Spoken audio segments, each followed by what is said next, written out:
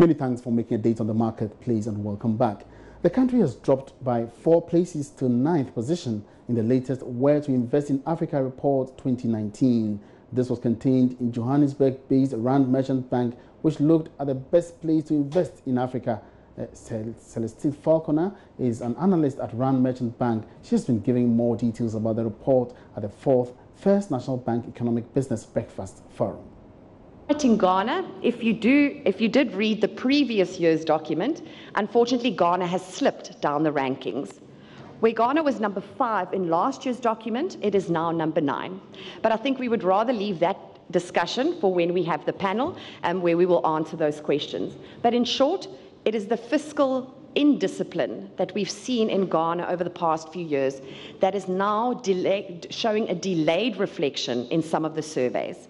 So we can see there's still that investor concern of what is going to happen from a fiscal health perspective in Ghana over the next few years. That's the main reason. And we can also discuss all the other countries after the breakfast presentation. The main focus is who's the next top 10. So we can see other countries that you might have asked, where's Mauritius? Where's the Botswana, for instance? Very easy business environments. Why aren't they in the top 10? But we always say they're still very small markets, and these markets only have about 4 million people altogether in Mauritius, in Botswana, in Namibia. And in a related development, Information Minister Kojo Nkrumah has been outlining what government is doing in the short term to correct the situation. Specifically, there were a number of things that I think come out quite strongly in the presentation. And the first is that this is more or less like a poll of polls, putting together what various other polls or various other reports say. And one of the things that comes home very strongly to me is that, yes, Ghana is reforming, but others like Rwanda, Kenya, Nigeria are making more significant reforms than we are doing. Right. And what that says is that, for example, moving on, reforms must also be in very significant areas. If you look at the Nigerian detail, for example, the Forex issue is one issue that is very significant within the body of reforms. And when you tackle that alone, it kind of has a way of pushing you further than others. So in terms of our reforms moving forward, we have to tackle some of the very significant issues. And I think as time goes on, we will have the opportunity to hit on a few of those. Our reforms also have to be benchmarked with what others are doing, or benchmarked to what others are doing. Else you can be of the view that you are reforming, but others will outpace you, and you might come out, slipping from 5 to 9, and it may look like you haven't done much. And so you need to benchmark as well. On the north side of the presentation, which deals with the economic activity, I think what comes out to me strongly is that we have to stimulate higher, broad-based, resilient growth. I mean, what has worked for us in the recent years, which is now going to normalize, can do with some more broader base. It's mostly in the oil and gas area, but what it means is that we also have to broaden it and make it more resilient and regular, so that in terms of the economic activity space, as compared to other jurisdictions, we don't lag behind that much. For me, those are the first things that hit me, in addition to the other opportunities, etc., that are available. So those were some excerpts of the Where to Invest in Africa report, which took place this morning. Of course, we'll be bringing you some more updates in our subsequent bulletins. Now, moving on to other stories, the $3 billion Eurobond cash expected to hit the Bank of Ghana's accounts this week. This was after the Finance Minister, Ken Ofori-Atta, closed the fundraising deal last week in London. What could be the immediate impact of this on the economy, apart from the Ghana cedi? Details in this report. Under the current agreement with the lead arrangers of Eurobond, the funds raised are supposed to hit the accounts of the issuer, that is the government of Ghana, 5 clear days after the bond sale was closed. Checks with the Finance Ministry and even persons close to the Bank of Ghana indicate that the funds should be transferred from Euroclear accounts in London. The immediate impact of these funds coming in would be that significant increase in central bank reserves. This should assure investors and currency traders that the regulator is in a strong position to defend the local currency, going a long way to strengthen the cedi's recovery. a stabilized cedi would lessen its impact on inflation rates going up. The Bank of Ghana's economic and financial data puts its gross international reserves as at October 2018 at around $6.3 billion. Now, F reports that the central bank had built its reserves by more than $1 billion over the past 3 months are true, then it is likely that when the Eurobond cash hits, the Bank of Ghana's reserves could reach about $10 billion. Plus the Cocoa Board and the IMF cash, the amount could reach almost $11 billion. That's holding all the variables and conditions constant. Meanwhile, government has been warned against excessive borrowing to finance recurrent expenditure after exiting the IMF program. This warning is coming at a time when the Ghana Revenue Authority (GRA) is having difficulties in meeting its revenue targets. According to former Finance Minister Seth Terkper, this could lead to the country going back to the IMF program. In an interview with Joy Business, Seth Terkper cautioned against any attempt to go on a borrowing spree. If you come and mismanage because you have left the IMF for another government to come and take over the problems, and then you say, I exited the IMF, and you are bringing me back to the IMF. No. This time we have long enough period, unlike Single Spine, which we took over because it wasn't experimental. We have long enough period. And so the language is being toned down. The reality is setting in that you continue to have Article 4, which was considered. And the reporting, I think there's nothing different between Article 4 and a review and a program. That's why it is enhanced, right? That's the word. That's why it is enhanced. It is an enhanced, but the review will continue. The United States, the US, Germany, and others are subject to Article 4. And if they didn't handle things right, the IMF says so. And the markets will take the signal. Right. Okay, Mr. Terkper, I mean, this brings me to, I mean, do you have that feeling that the current government may not be able to handle things very well? Because many have said, listen, election years are years where governments always overspend their budget. And already we are not generating enough. We've seen the revenue figures drop from the GRA side. No, let me come out clear. I was accused, remember 10.3 yes. and 10.9. Yes.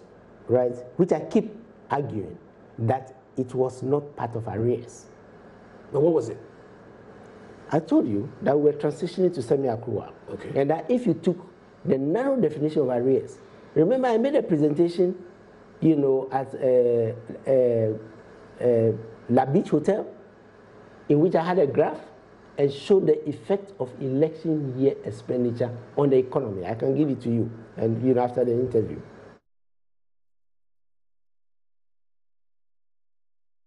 Seth Terkper was speaking with my colleague, Norvan Akwa-Hayford.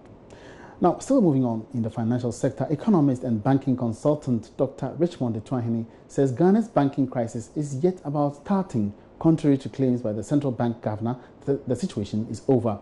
The finance minister, Ken Ofori-Atta, had earlier stated the planned financial support for selected banks affected by the banking sector cleanup exercise will strengthen the sector.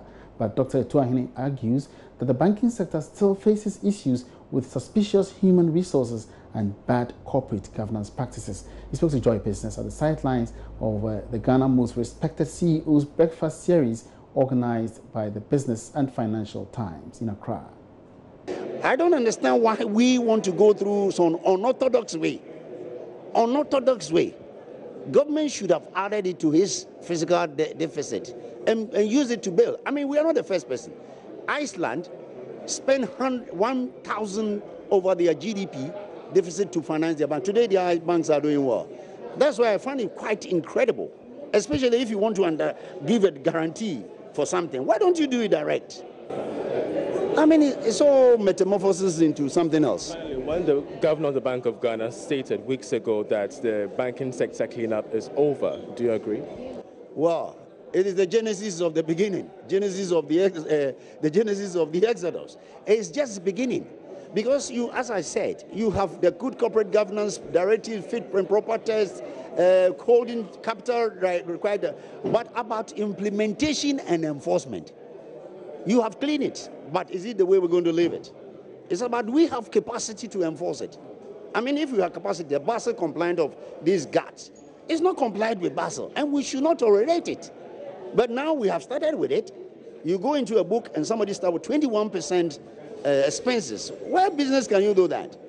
This makes me understand that we're only going to see more challenges ahead of us. This is live on the marketplace with me, Emmanuel Abuaji Riafi. Now, Ghana's fashion industry could soon be competing feverishly on the international market if given some more attention. In our Ghana Month series today, we take a look at how the country can explore the use of locally made fabrics for fashion accessories, which can contribute effectively to GDP.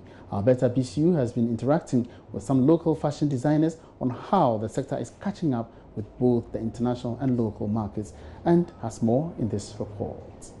Over the years, Ghana has become well known for some of its unique fabrics like kente and fugu, among which have gained so much popularity on the international markets.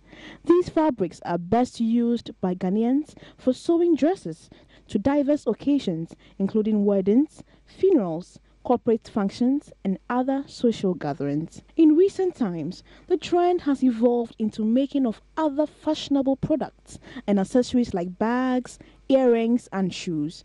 Now, the CEO of Selina Bebako Mensah, explains how the business is gradually catching up in both the Ghanaian and international markets. I believe it's here to stay. Like I said, it's been trending for at least 10 years now, or even more, and people are catching on with it. You know, recently, just about 2-3 weeks ago, Beyonce was pictured wearing a very nice African print outfit with a matching hat, and it was trending. People are even more interested now. So I don't think it's going away anytime soon. In fact, I don't think it's going to go away at all. We've really embraced it, and it's here to stay. But we need all the help that we can get, not just from government, you know, even corporate entities and everything, because this is an industry that definitely can contribute greatly towards our GDP and our economies. The CEO of Northern Pride Smokes, Bubarika Audu, also narrated the crave for some of his items by dealers from neighboring countries. She says their local fabrics for fashion accessories has a bright future, which needs more attention. And with a little bit support from our Ghanaians,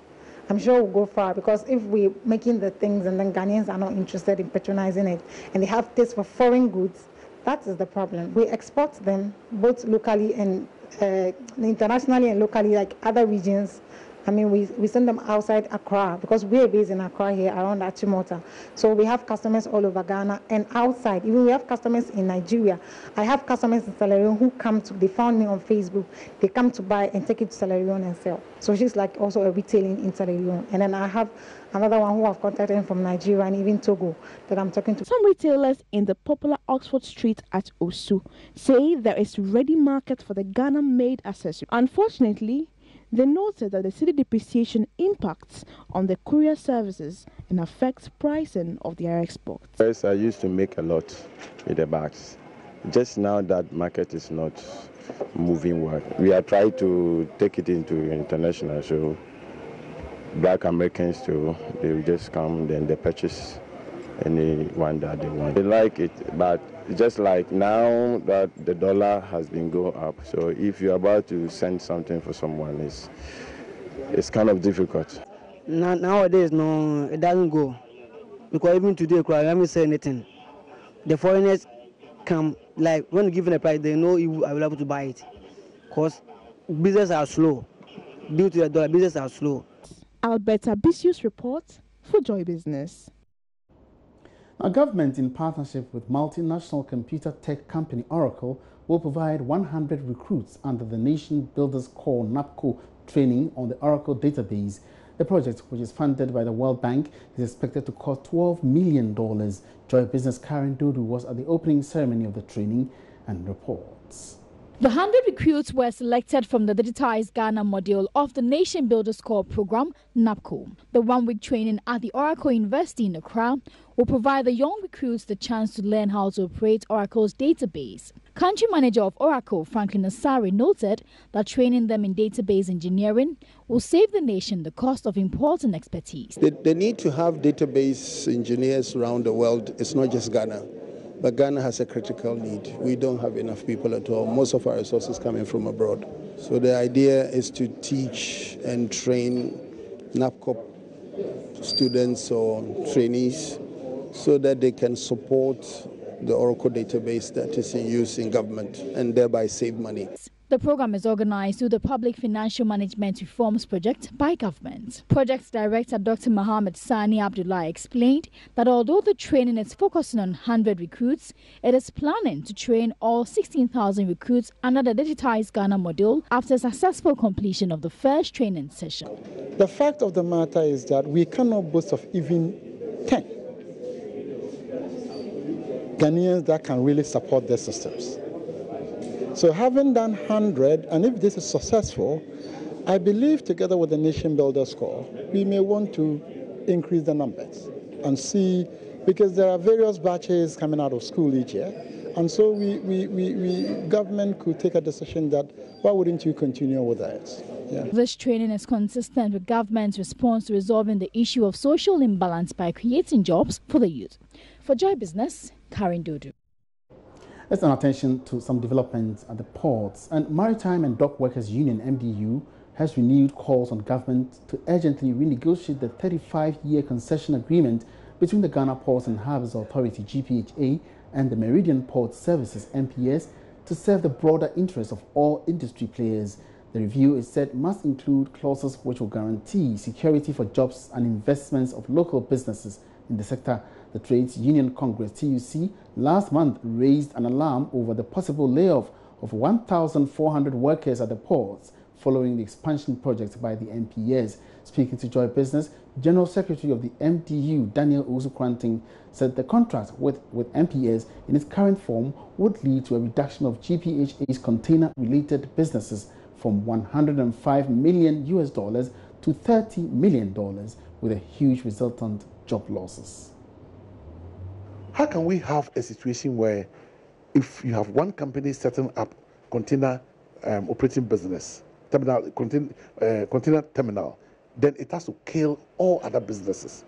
Now, the other issue is that this is a semi-automated terminal, which means that the job creation is not going to be as massive as in the terminal that's the old terminal. As what is happening now in yeah. terms of what happened, manually operated terminal. Yes. But what happened in the previous terminal is that when GPHA lost part of its jobs, GPHA had to shed off the labor and they had to be taken over by the MPS.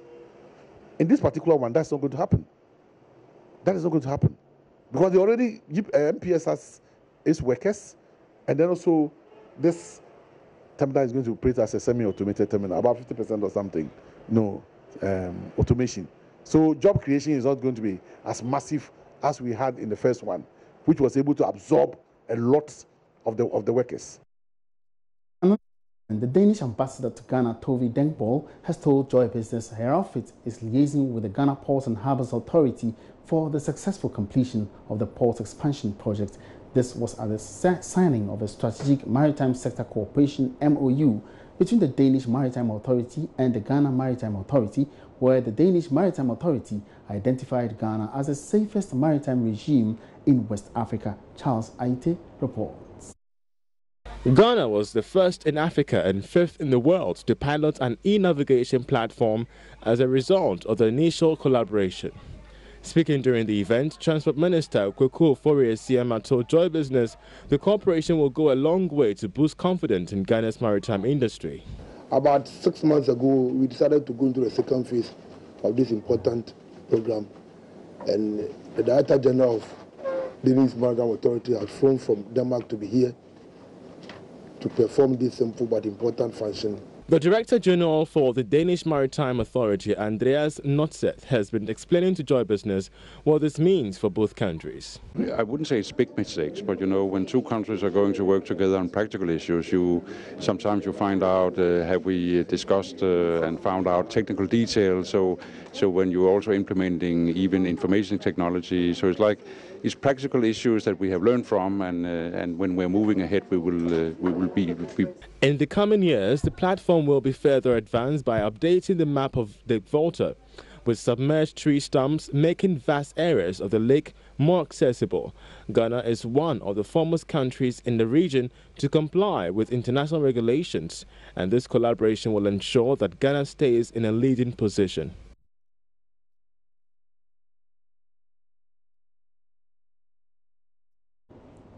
And that will be a wrap for this afternoon's edition of the Marketplace. Many thanks for your company. My name is Emmanuel Abuaji. Of course, we do come your way again with more business updates in some subsequent bulletins. But of course, we'll bring you the Marketplace again tomorrow. Have a good afternoon.